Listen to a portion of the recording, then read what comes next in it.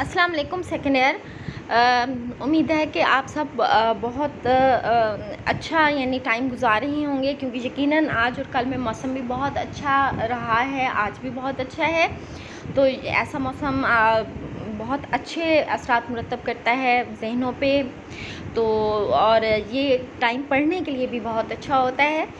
तो let's start our lecture on goodbye mister Chips. We were on first chapter on goodbye mister Chip, that is about life of Chips after his retirement, कि क्या routine थी उसकी, क्या time table था, हमने start किया हुआ था। और रिटायरमेंट के बाद टाइम टेबल के अलावा इसी चैप्टर में माजी से उसकी पैदाइश की, हमें पैदाइश के बारे में, पैदाइश किस ईयर में हुई थी वो बताया गया है। और इसके अलावा हमें ये भी बताया गया है कि जब वो 2 साल का टॉडलर था तो उसको ग्रेट एग्जीबिशन में ले जाया गया था। फिर हमें ये बताया गया है कि when he was 22 years old at that time he went for interview at Brookfield, और उससे पहले वो मेलबर्न स्कूल में 1 साल तक पढ़ा चुका था। और वो वहाँ पर अपने आप को रैजिड फील करता था, थकामांदा फील करता था, और उसका डिसिप्लिन भी वहाँ वीक था। तो और उसको वो स्कूल भी इतना पसंद नहीं आया, तो इसलिए वो एक दूसरे स्कूल में पढ़ाना चाहता था। तो इसलिए वो ब्रुकफील्ड आया इंटरव्यू देने के लिए। और उस साथ हमें ये भी बता रहा है कि वो जो उसका फर्स्ट डे ऑफ इंटरव्यू था, तो वो उसको उसके माइंड में बहुत अच्छे से वाज़े है। हालांकि ये बहुत साल पुरानी बात है, अब उसकी उम्र 85 साल है और उस वक्त वो 22 साल का था। तो आप खुद देख लें कि कितने साल दरमियान में से गुजर चुके। लेकिन वो कहता है उसके बावजूद भी उस दिन बाहर ब्रुकफील्ड के मैदान में बार्नहर्स्ट और ब्रुकफील्ड का मैच हो रहा था, यानी ये 2 टीम थी। और बार्नहर्स्ट के एक शबी बॉय ने सेंचुरी जो है वो स्कोर की थी, और उसको ये बात भी अच्छे से याद है। और अब जो है वो अपने इंटरव्यू का अगला हिस्सा हमें बताएगा, जिसमें उसकी मुलाकात उस टाइम जो हेडमास्टर थे मिस्टर वेदरबाय उससे हुई।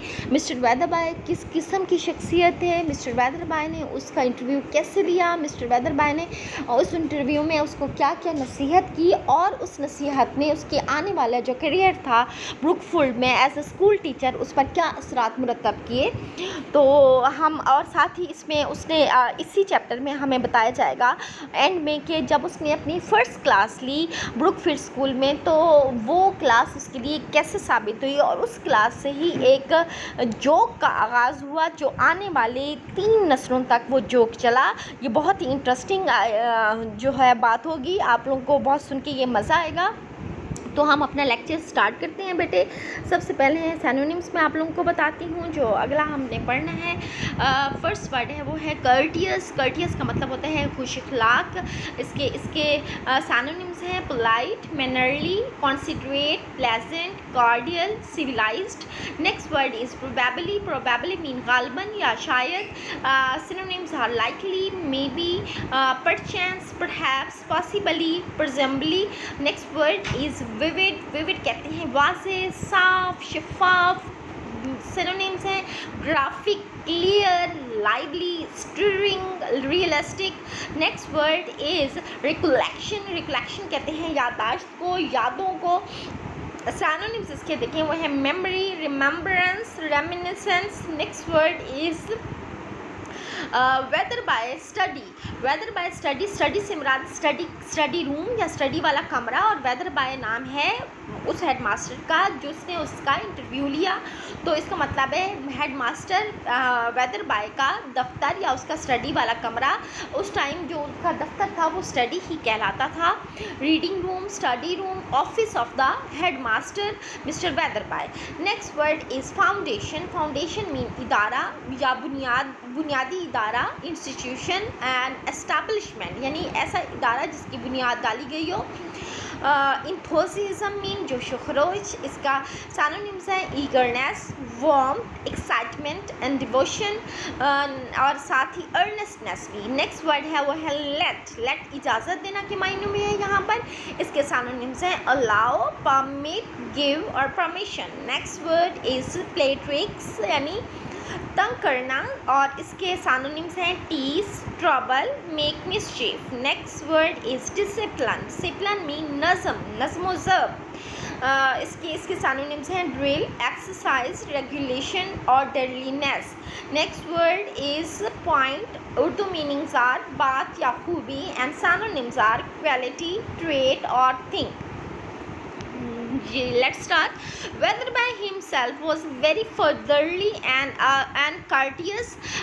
Now in this paragraph, the writer is telling us about the personality of Mr. Weatherby, who was the headmaster of Brookfield at the time when Chips went there for interview.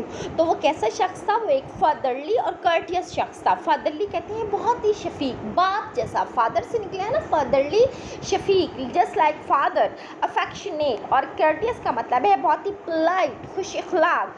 He must have been ill then, वो काफ़ी बीमार था उस time.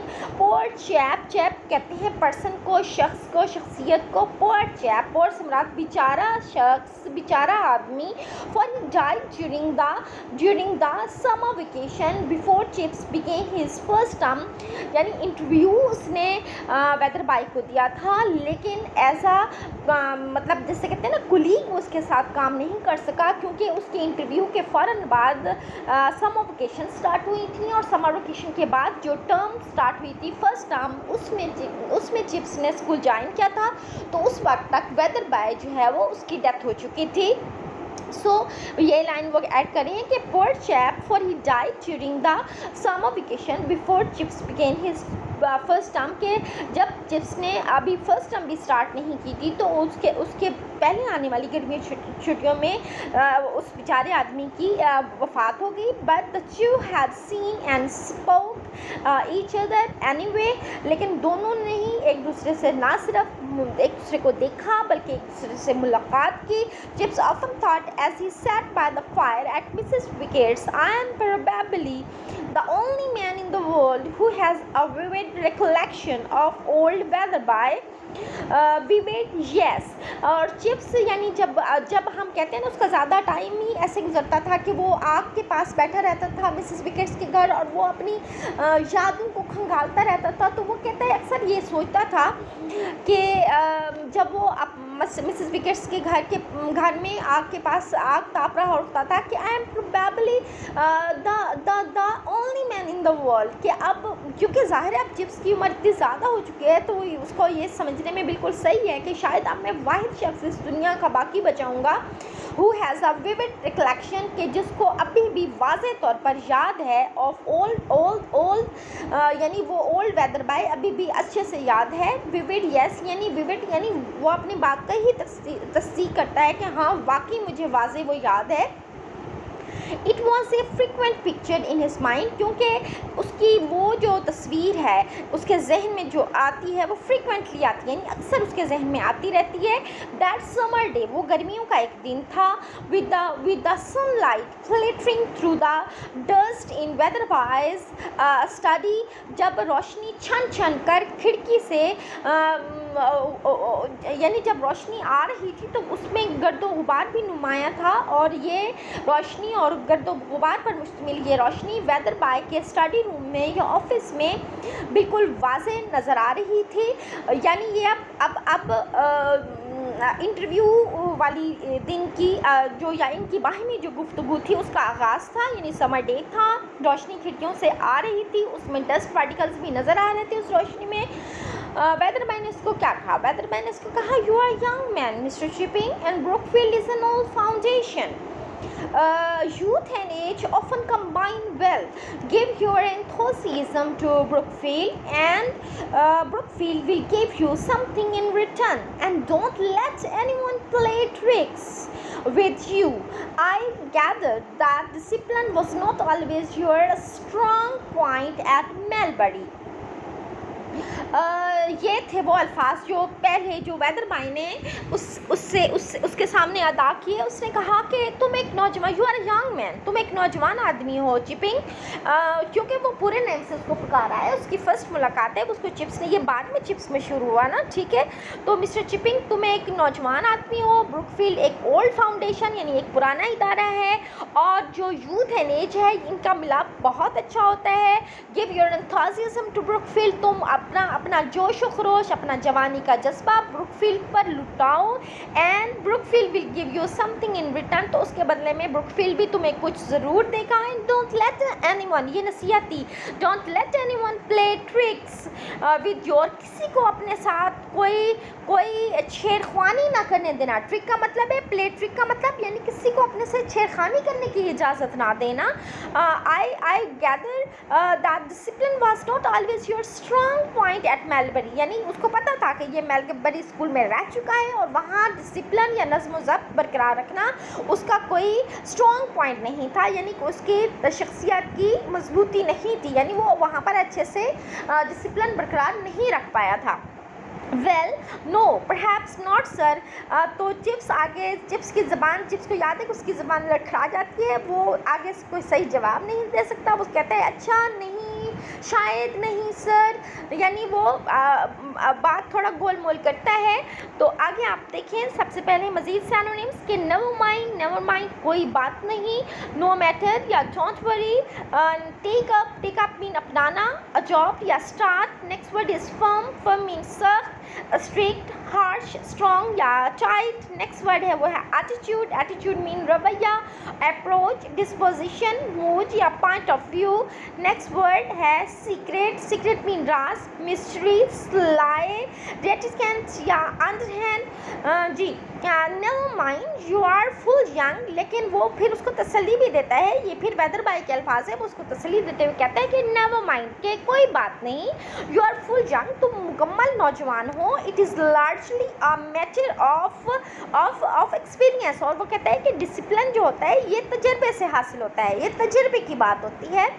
You have another chance here, तुम्हें यहाँ एक और मौका मिल रहा है, take up a firm attitude from the beginning, that's the secret of it, और उसको राज बताता है कि डिसिप्लिन का राज ये है कि तुम शुरू से ही स्ट्रिक्ट या फर्म एटीट्यूड इख्तियार करो, यानी तुम शुरू से ही अपने रवैये को सख्त रखो, तो डिसिप्लिन का राज भी यही है। जी ये यहाँ पर इसका मैंने शॉर्ट क्वेश्चन भी डाला हुआ है कि what type of attitude did Wetherby order Chips to take, के वेदर बाय ने किस तरह का एटीट्यूड अपनाने के लिए चिप्स को कहा था, उसने कहा था कि स्ट्रिक्ट एटीट्यूड अपनाओ, क्योंकि सीक्रेट ऑफ डिसिप्लिन जो है वो सीक्रेट एटीट्यूड ही है।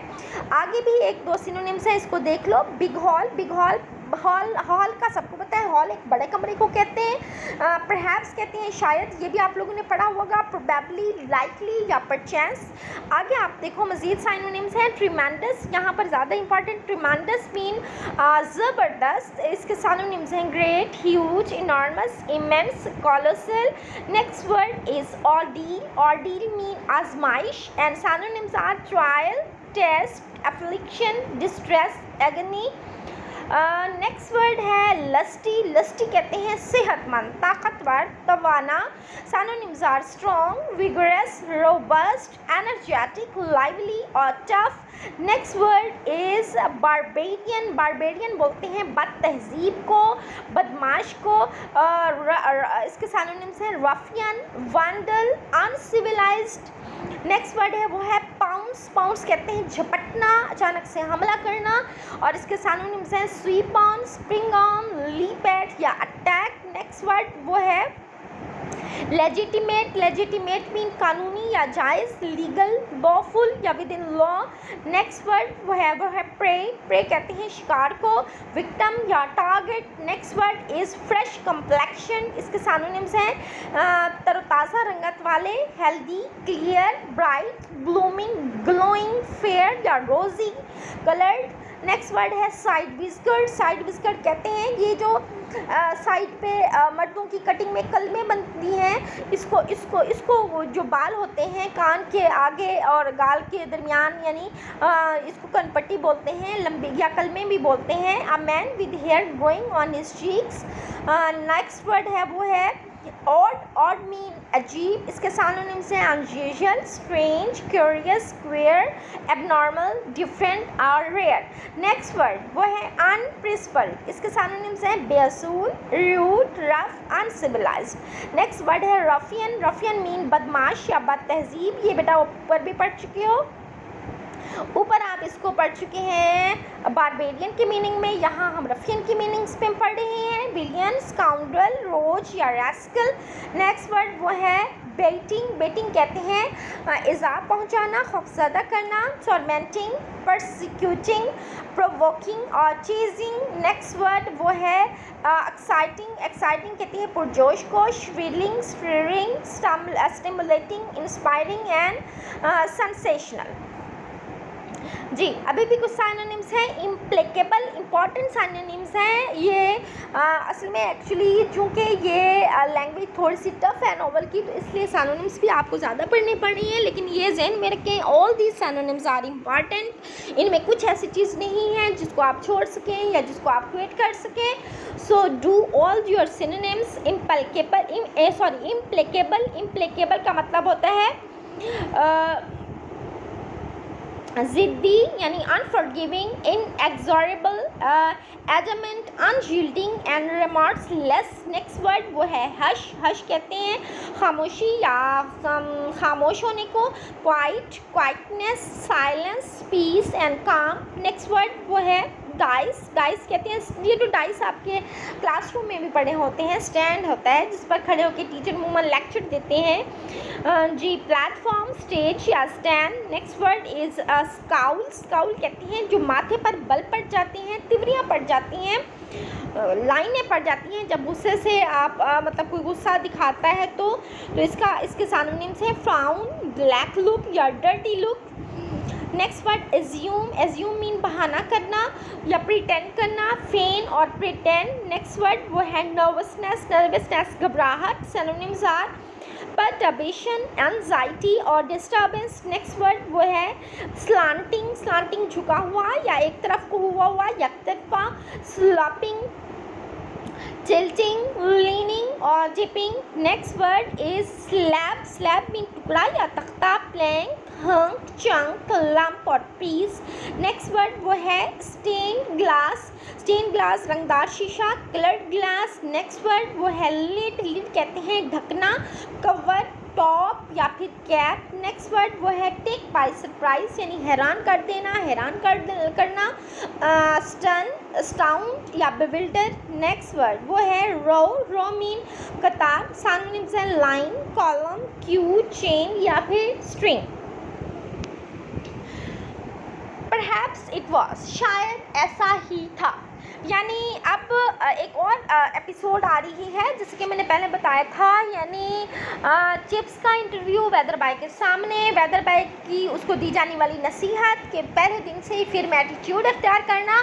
तो अब हमें ये बता रहा है चिप्स के अपनी याददाश्त को खंगाल के इंटरव्यू के बाद जब उसने अपने फर्स्ट टर्म में स्कूल ज्वाइन किया और पहले टर्म के पहले दिन जब वो पहली क्लास में गया तो उसकी वो पहली क्लास कैसी हुई, क्या वहाँ उस टाइम कोई मिसचीफ या कोई शरारत हुई, अगर शरारत हुई तो वो कौन सी शरारत थी, क्या वो अपने उस शरारत से क्या वो घबरा गया या उसने अपने आप पर काबू पा के उस शरारती बच्चे को पकड़ा और इस तरीके से वो अपना डिसिप्लिन मेंटेन करने में कामयाब रहा या नहीं रहा।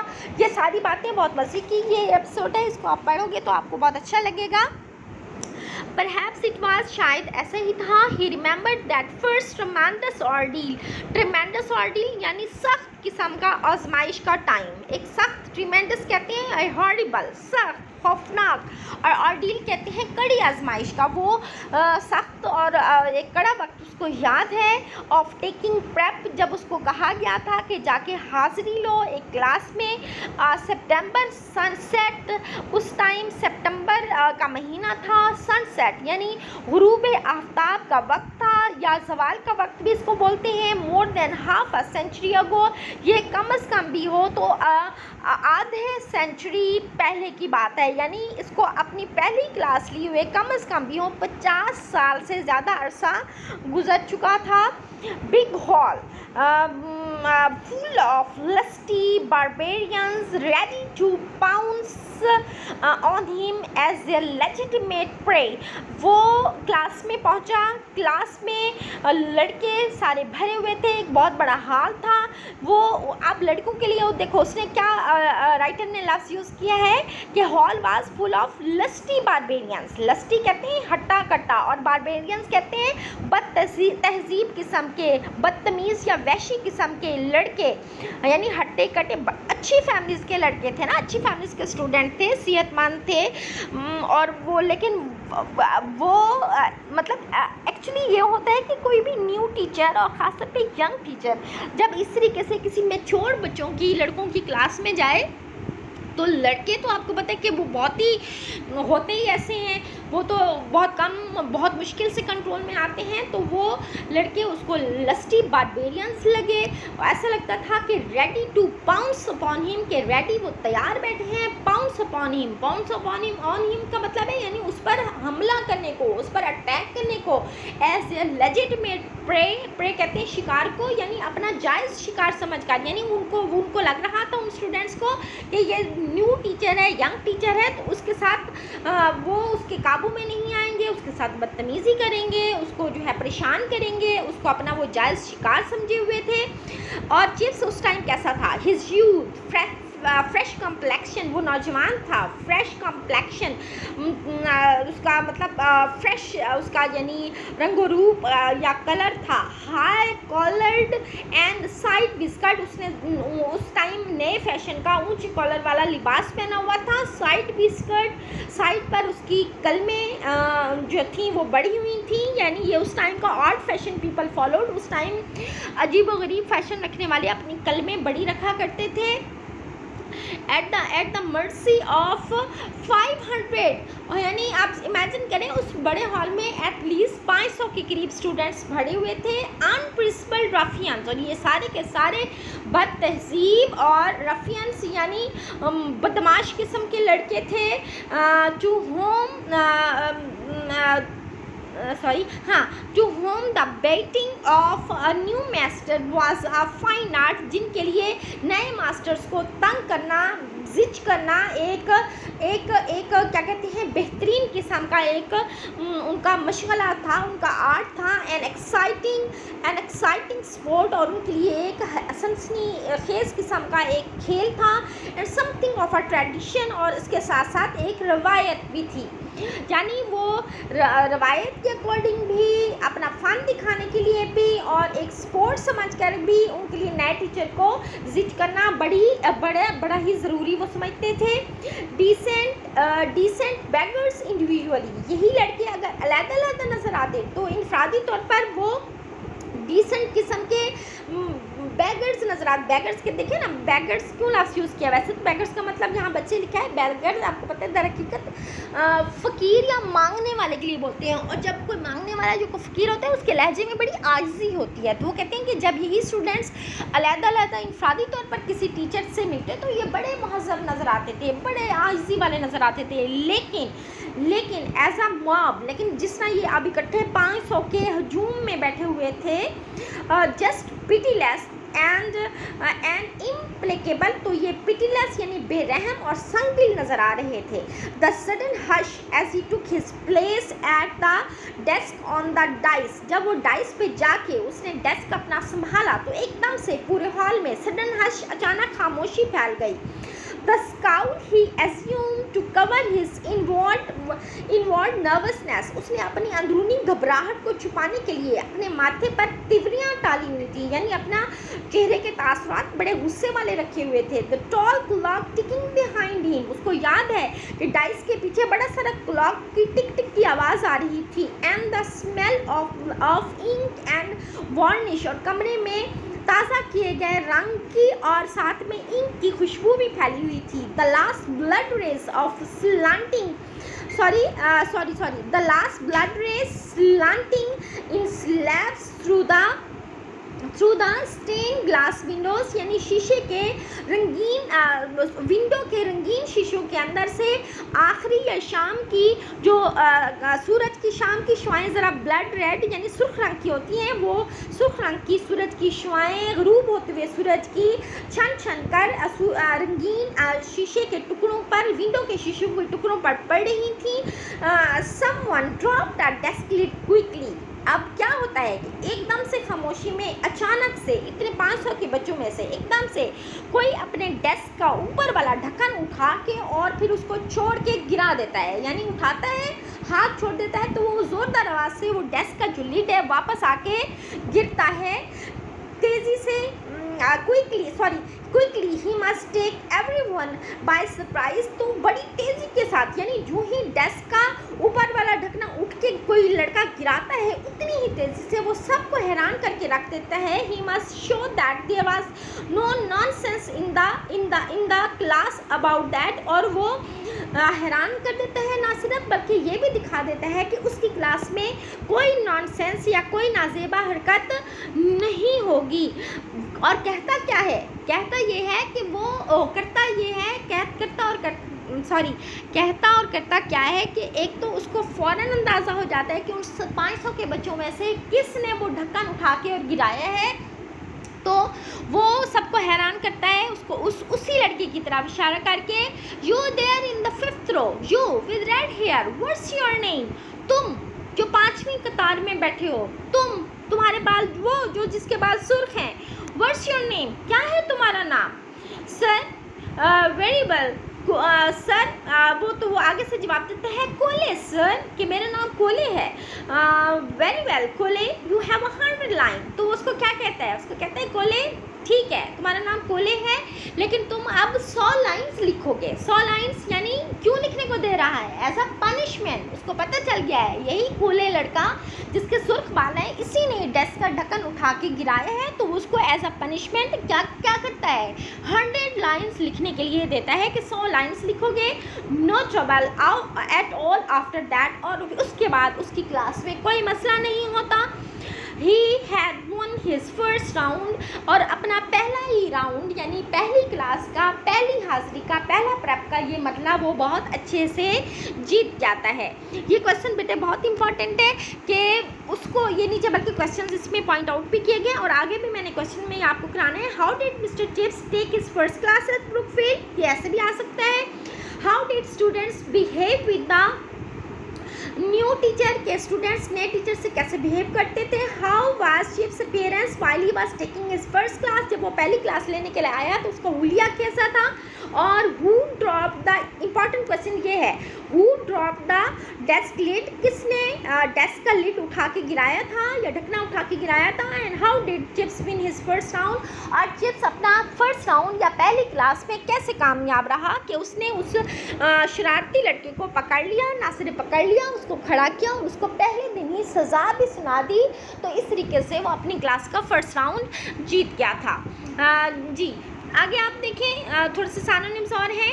एल्डरमैन का मतलब होता है यानी मौजूदा बरतानवी निज़ाम में एक ओहदा होता है, एक डेजिग्नेशन होता है जो ज़िला इंतज़ामी सतह पर होता है। अ मैन ऑफ नोबल और high rank, district officer for administration, यानी एडमिनिस्ट्रेशन में डिस्ट्रिक्ट रैंक का एक ऑफिसर जो है वो एल्डरमैन कहलाता है।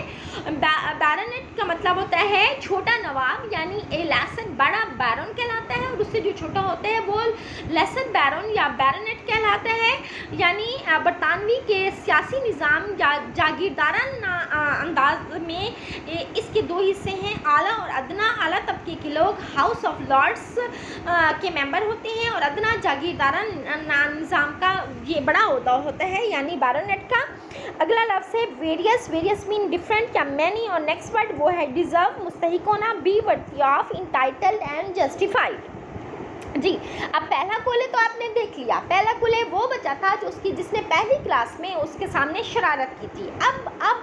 अब क्या होता है, और ये है 50 साल से भी पहले की बात। अब फिर बाद में कुछ सालों में क्या होता है, years later, कई सालों के बाद, when कूले was an elder man, जब यही कूले जिसको उसने सजा दी होती है वो एक मेयर के ओहदे पर पहुंच जाता है, एडमिनिस्ट्रेशन में डिस्ट्रिक्ट ऑफिसर बन चुका होता है अब the city of London, London के शहर में, एंड बैरोनेट, और साथ में छोटे नवाब का ओहदा भी उसको मिला होता है, एंड वेरियस अदर थिंग्स, और बहुत सारी और चीज़ें भी, यानी उसके पास बहुत सारी, यानी वो बड़ा अमीर तरीन काबिल तरीन शख्स होता है। वही कॉलेज जिसको उसने सजा दी होती है पहली क्लास में, he sent his son also read here, तो वो अपने बेटे को पढ़ने भेजता है उसी ब्रूकफील्ड में। उसका बेटा भी वैसे ही सुर्ख बालों वाला होता है, एंड चिप्स वुड से, और चिप्स उसको कहे कि कोले your father was the first boy, उसको अम्मा कहता कि कोले your father was the first boy I ever punished, कि कोले तुम्हारा बाप वो पहला लड़का था जिसको मैंने सजा दी थी when I came here 25 years ago, जब मैं 25 साल पहले यहाँ पर आया था। he deserved it then, वो उस टाइम उस सज़ा का मुस्तहिक था, and you deserve it now, और तुम अब सज़ा के मुस्तहिक हो। and how they all laughed, यानी जब 25 साल के बाद उसने उस कोले के बेटे से जब यही मजाक किया कि उसको याद दिलाया कि 25 साल पहले मैंने तुम्हारे बाप को सजा दी थी, वो उस टाइम उससे कहा, और तुम अब वैसे ही यानी हो या बदतमीज़ हो, या यानी यही कंसेप्ट होगा उसका। तो वो सब हंसने, सारे स्टूडेंट्स इस बात पर हंसने लग गए थे। And how sir Richard laughed, sir Richard Colley, पूरा नाम उसके फादर का, वही लड़का जिसको पहला लड़का जिसको उन्हें सजा दी थी, जो अब जिसको सर का खिताब मिल चुका था, जो अब बड़ा एक बहुत बड़ा ओहदेदार बन चुका था। हाँ, जब उसके बेटे ने उसको पैगाम पहुंचाया कि किस तरीके से मिस्टर चिप्स ने आज मुझे आपके बारे में कहा कि आप उस टाइम सज़ा के मुस्तहिक थे, और मुझे कहा कि मैं अब उसी सज़ा का मुस्तहिक हूँ, तो हाउ सर रिचर्ड लाफ, तो सर रिचर्ड कैसे मुस्कुराए थे, हंसे थे। When his son wrote him the story in the next Sunday letter, जब यही पूरी कहानी उसके बेटे ने ख़त में उसको लिख कर भेजी थी। जी, आगे आप देखें कि ये जो है ये चिप्स अमूमन की खांसने की आवाज़ या खूं खूं की आवाज़ निकालता था। ये आपको आगे जो है वो आएगी, यानी सेंटेंस देखें, नोवेल लिखा गया है, जैसे अल्फाज बोले गए हैं जिसमें खांसी भी साथ साथ शामिल है, तो ये आपको चिप्स के डायलॉग में ये या खूं खूं की आवाज़ अमूमन ये इस तरह लिखी हुई मिलेगी। पंक्चुएटिंग का मतलब है वक्फे वक्फे से, इंटरप्टिंग विद इंटरवल या स्प्रिंकलिंग विद आगे है स्प्लेंडिड, स्प्लेंडिड मीन शानदार, glorious, brilliant, eminent, excellent, marvellous. Next word inherited, genetic, heritable या फाइलियल, यानी मिरास में कोई चीज़ मिलना। ग्रास्प कहते हैं गिरफ्त में ले लेना। अंडरस्टैंड, फॉलो, टेक इन, रियलाइज, परसीव, ग्रेप या कैच। नेक्स्ट वर्ड वो है एब्लेटिव, एब्लेटिव कहते हैं लातीनी ग्रामर का एक असूल and absolute construction in Latin with a noun and of a construction, जी, and of a construction syntactically independent of the rest of the sentence, यानी ये ग्रामर का एक असूल है लैटिन ज़बान की, तो इसका कोई ख़ास यानी आपको एक्सप्लेनेशन में कोई ऐसी नहीं है। आगे स्टूपिड, स्टूपिड मीन अहमक, डॉटिश, फुलिश, नेव या विटलेस। नेक्स्ट वर्ड है वो है बिलीव, बिलीव यकीन करना, be certain of, credit, hold, gather या imagine. Next word roar, roar mean शोर करना, हाउल, आउट क्राई, येल या फिर हुच, जी। And again years after that, और यानी 25 साल बाद कोले का बेटा आया, और उसके कई सालों बाद मैनी ईयर्स आफ्टर दैट, यानी और भी कई सालों बाद there was an even better joke, इससे भी एक बड़ा मजाक हुआ।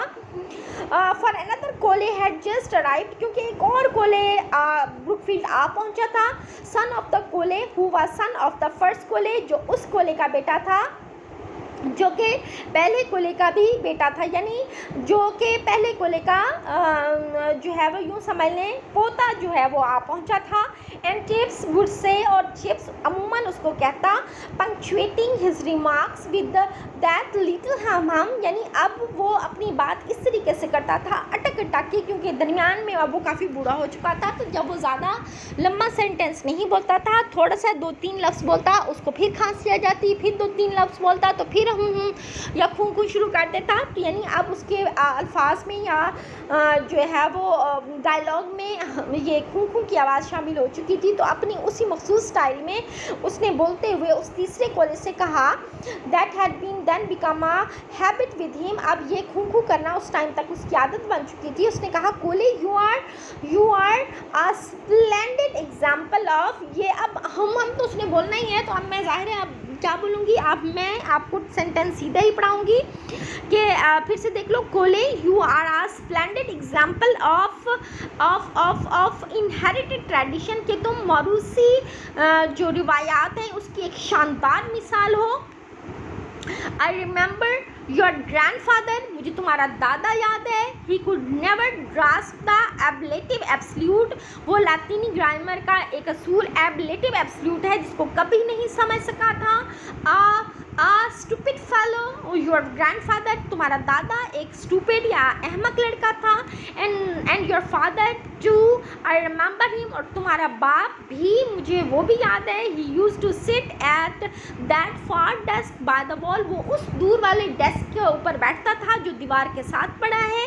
ही वॉजंट मच बेटर ईदर, वो भी बिल्कुल भी कोई बेहतरीन या बेहतर लड़का नहीं था। बट आई डू बिलीव, लेकिन मुझे अच्छे से यकीन है, माई डियर कोले, मेरे प्यारे Colley, that you are the biggest fool of the lord, कि तुम उन तीनों से भी बड़े अहमक हो, यानी उन तीनों में तुम सबसे बड़े अहमक हो। यानी तुम्हारा दादा तो था, तुम्हारा बाप भी था, लेकिन तुम उन सबसे ज़्यादा बड़े अहमक या फूल हो। रोर ऑफ लाफ्टर, तो उसकी बात पर क्लास में खूब कह के गूंजे थे। या और ये क्वेश्चन भी है कि व्हाट डिड चिप्स से टू द थर्ड कोले लेटर। जी आगे देखें, जोक कहते हैं मजाक को। फ्रॉलिक, फन, जेस्ट, स्पोर्ट या विटिसिज्म। नेक्स्ट वर्ड वो है ऑटम गेल, तूफान या आंधी या ऑटम में चलने वाली धुंध और तेज सर्द हवाएं। स्टॉर्म, टेम्पेस्ट, हरिकेन या साइक्लोन। नेक्स्ट वर्ड है रैटल मीन खड़खड़ाना। बैंग, क्लैटर, क्लैंग या क्लिंक। नेक्स्ट वर्ड है ह्यूमर मीन मज़ा, कॉमेडी, फेयर्स, जेस्टिंग या pleasantry. Next word is sadness mean गम, डिजेक्शन, डिप्रेशन, ग्लूमीनेस, ग्रीफ या फिर माइजरी।